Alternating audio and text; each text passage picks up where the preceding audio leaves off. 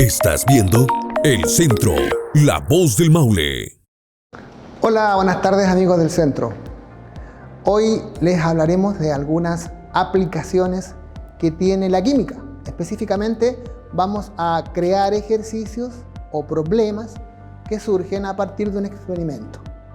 Generalmente solemos, copiar ejercicios o problemas de los libros y no obstante estos han sido generalmente producidos u originados a partir de la experiencia. Por tanto, trataremos de replicar un par de ejercicios de esta forma en el capítulo de hoy día. No olviden suscribirse y activar la campanita cuando aparezca en pantalla para que sean avisados de que un nuevo capítulo de Ciencia con Doc está disponible.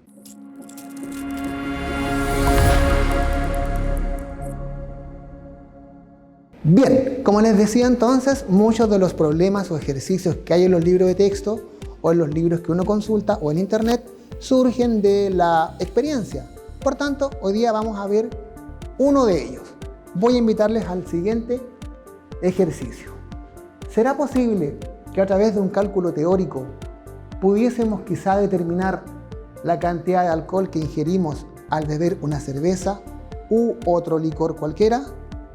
Teóricamente esto es válido. No olviden, que cuando uno conduce después de haber bebido, si es detenido por el personal especializado, podemos tener dificultades y nos hacen soplar un dispositivo que es el alcotest. Este dispositivo generalmente o antiguamente funcionaba de una manera muy simple.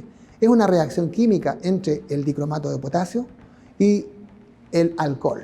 Cuando el alcohol que está en el aliento se mezclaba en el dispositivo con un tubito o cilindro que estaba impregnado en esta sal, el color que se obtenía era de color salmón a verde. Por tanto, ahí después se hacían los cálculos o los exámenes definitivos y se determinaba la cantidad exacta de alcohol en la sangre.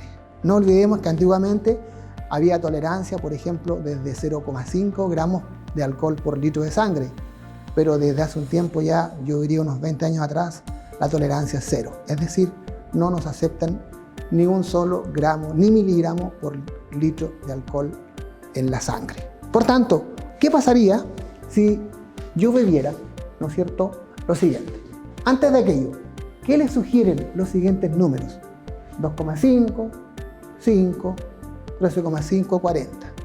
Más de alguno va a pensar en una progresión aritmética, en la diferencia entre ellos.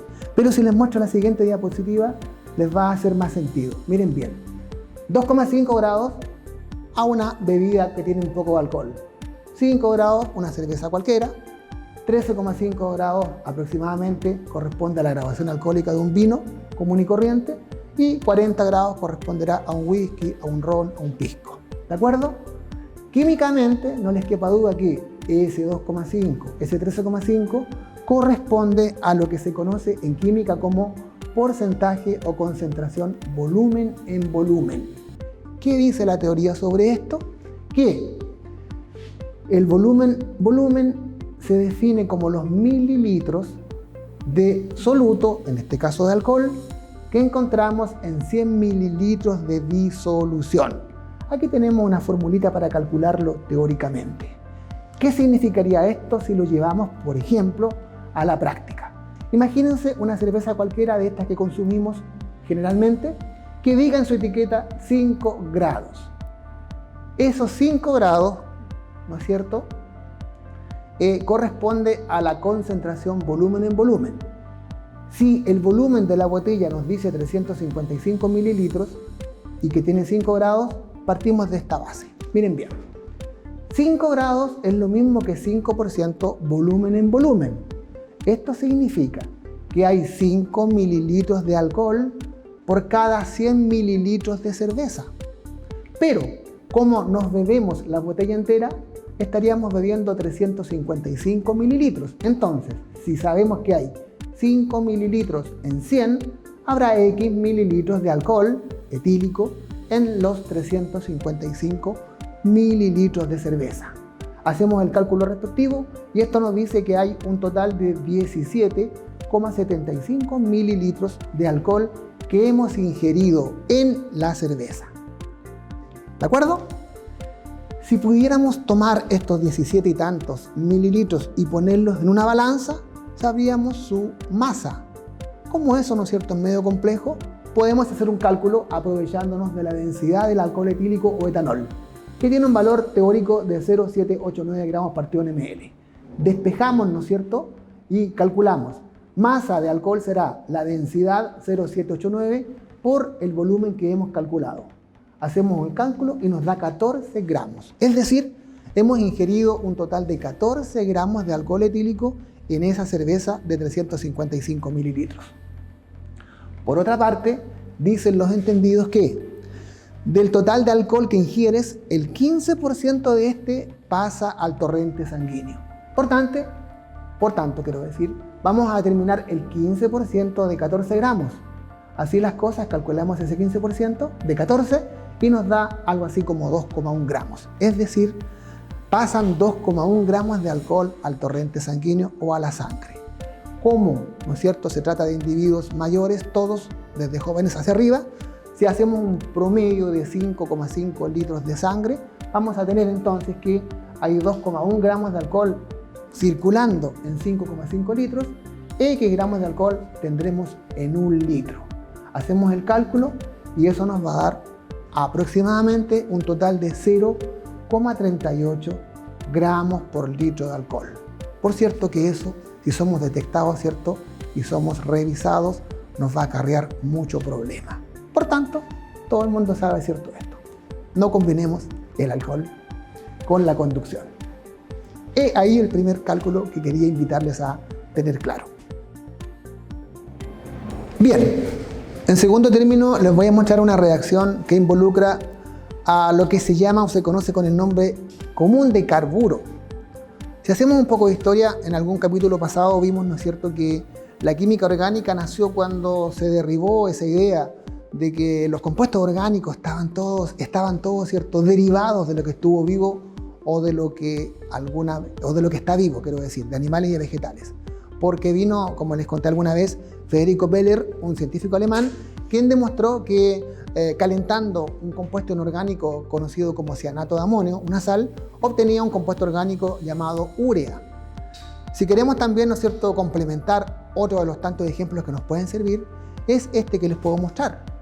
Por ejemplo, voy a acercarme a la pizarra y si yo tengo el compuesto llamado carburo de calcio, cuya fórmula es CaC2, ¿cierto?, que es un compuesto inorgánico del carbono, yo lo combino con el agua, créanme que se obtiene químicamente este compuesto cuya fórmula es C2H2, que es un gas conocido con el nombre de etino o más comúnmente llamado acetileno. Y un producto secundario que sería un hidróxido de calcio, seguramente que no tendría mayor influencia en este cálculo. Entonces, en base a esta reacción, funcionaron mucho tiempo, incluso en la época de la colonia, el alumbrado público. Y todo el mundo habla de las lámparas a carburo. La realidad es que no es el carburo, ¿no es cierto?, el que se combustiona, sino que es el gas que se produce al reaccionar el carburo de calcio con el agua. Es este el combustible que servía para iluminar el alumbrado público y servía, ¿no es cierto?, para iluminar también o aprovechar de iluminarse con estas lámparas. La reacción química, ¿no es cierto?, del acetileno sería, en términos generales, si fuese completa, acetileno más el oxígeno, y si se quema todo, cosa que es media dudosa, pero bueno, teóricamente dice que se forma dióxido de carbono, agua y obviamente energía, ¿no es cierto? Pues bien, vamos a probar entonces cómo es esta reacción, muy sencilla. Le voy a pedir ayuda, ¿no es cierto?, a nuestro estudiante Tomás para que se acerque y me ayude con el fósforo. Por favor, Tomás. Voy a agregar entonces, aquí tengo carburo de calcio en este dispositivo que es un matraz, es un sistema. Le voy a agregar un poquito de agua, comienza la reacción, es bastante tóxico. Por favor, acércalo ahí arriba. Gracias, Tomás. Ustedes pueden observar, ¿cierto?, que esa llama es un poquito sucia, está probablemente carbono, ¿no es cierto?, saliendo a la atmósfera, Pero bueno, ese era uno de los tantos problemas que tenía esta forma de iluminarse o esta forma, ¿no es cierto?, de combustionarse. Pero bueno, si hiciéramos, ¿cierto?, un sistema más cerrado, un sistema más aislado, probablemente obtendríamos una mejor llama y obtendríamos digamos, una menor forma de contaminar, o mejor dicho, contaminaríamos menos. Pero esto es básicamente, ¿no es cierto?, lo que pasa. Antiguamente también solían los niños jugar con el carburo, lo dejaban en una lata, en un tarrito, ¿no es cierto?, le hacían un orificio, le agregaban agua y le acercaban un fósforo y con tanta presión, con tanta, ¿no es cierto?, temperatura, explotaba y era bastante peligroso el juego, pero así ocurría. Más de alguno se puede acordar de aquello. Bien, es eso lo que tenía que contarles respecto a esta reacción. Ahí dejamos nuestra lámpara que se consuma. Si quisiéramos aumentar la producción de gas, tendríamos que agregarle un poquito más de agua, pero no tiene sentido en este minuto, ya que vamos a ensuciar un poco el techo y no es conveniente. Entonces, vamos a hacer la reacción entre una moneda de cobre, que es cobre puro prácticamente, y el ácido nítrico concentrado. Para ello determinaremos la masa inicial de la moneda de 100 pesos, que nos da un valor aproximadamente de 8,95 gramos. Tomamos la moneda entonces y la vamos a depositar previo encendido de la luz y la campana para la extracción de gases. La dejaremos que reaccione durante unos 2 o 3 minutos. Ustedes están pudiendo apreciar que esta reacción, como en alguna vez lo vimos, produce una sal primero de color verde. Esa sal yo la escribo y represento como nitrato de cobre 1 prácticamente, que es el segundo estado de oxidación del cobre. El primer estado de oxidación del cobre sería 0 en la moneda.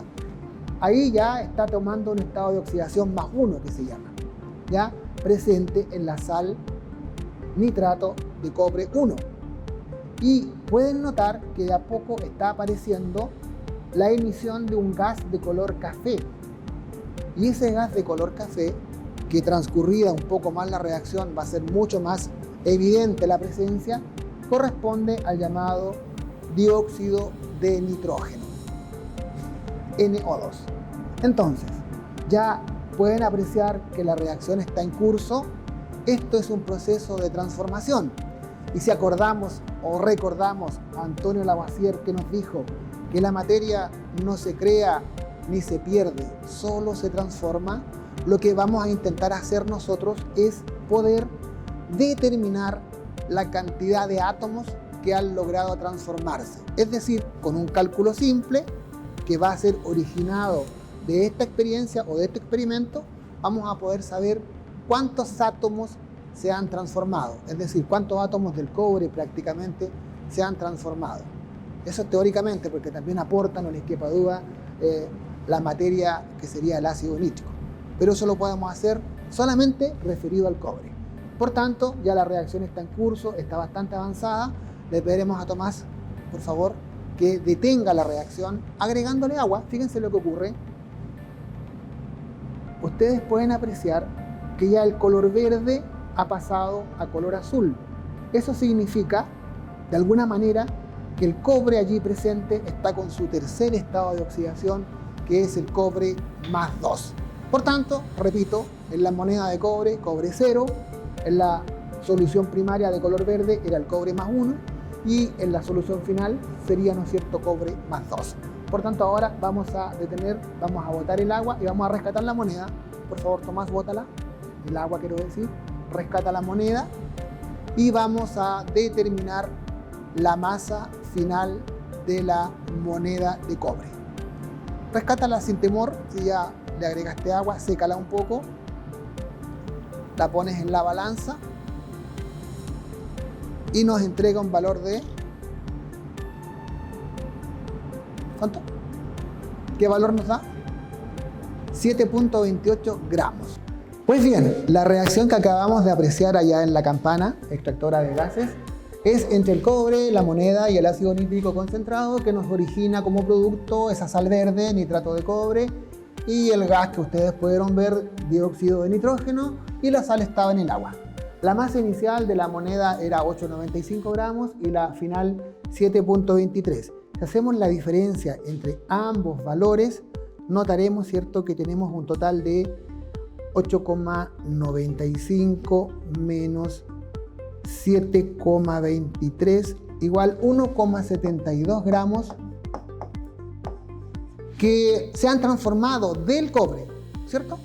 Por tanto, podemos estimar qué valor en átomos corresponderá a estos 1,72 gramos. Es decir, si yo tomo en consideración la masa atómica del cobre, que bien sabemos que su masa atómica es 63,54 gramos para el caso del cobre, yo puedo pensar y suponer que si tuviera un total de 63,54 gramos, la cantidad de átomos que habría allí, bien nos contó Amadeo Avogadro, que es igual a 6,02 por 10 elevado a 23 átomos. Es decir, algo así como 602.000 trillones de átomos. Por lo tanto, la pregunta sería, ¿cuántos átomos habrá en los 1,72 gramos que se han transformado? Ahí la ecuación que nos planteamos. Y rápidamente hacemos el cálculo, multiplicamos 1,72 por el valor de Avogadro, 6,02 por 10 elevado a 23, y lo dividimos en la masa atómica del cobre, y nos entrega un valor de 1,035. Voy a calcularlo nuevamente por si tuviera alguna diferencia.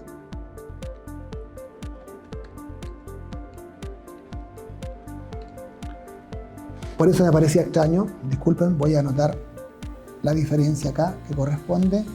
Esta X sería 1,63 por 10 elevado a 22 átomos. Es decir, los 1,72 gramos, si yo pudiera contar los átomos que allí hay en 1,72 gramos de cobre que se transformaron, sería una cantidad así de 1,63 por 10 elevado a 22 átomos de cobre. Entonces, de esta forma, como planteamos al comienzo, podemos nosotros, ¿cierto?, obtener ejercicios de cálculos a partir de experimentos fáciles y simples de reproducir en el laboratorio. Pues bien, amigos, hemos concluido un nuevo capítulo de Ciencia con Doc. No olviden suscribirse y activar la campanita cuando aparezca para que sean avisados de la aparición de un nuevo episodio de este programa. No olvidemos que por la gentileza de la carrera de Pedagogía en Ciencias Convención y el programa de Magíster en Didáctica de las Ciencias Experimentales, hemos podido estar nuevamente en un nuevo capítulo de Ciencia con Doc. Hasta pronto. El Centro, la voz del Maule. Este programa es auspiciado por Estudios Legales, especialistas en Derecho Laboral y Derecho Regulatorio de los Recursos Naturales. Visítanos en www.estudioslegales.cl o escríbenos a contacto@estudioslegales.cl. Multicentro, nuestro centro eres tú.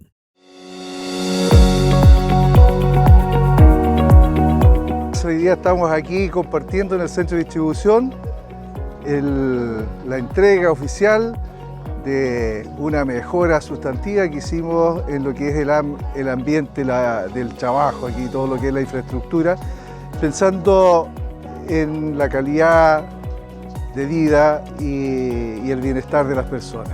En realidad esto comenzó como un sueño y terminó en esta tremenda realización que a los chiquillos, mis colegas, les va a traer mucha satisfacción. Multicentro, contribuyendo al bienestar y calidad de vida de nuestros clientes y colaboradores. Visítanos en www.multicentro.cl. El Centro, la voz del Maule. Síguenos en todas nuestras plataformas.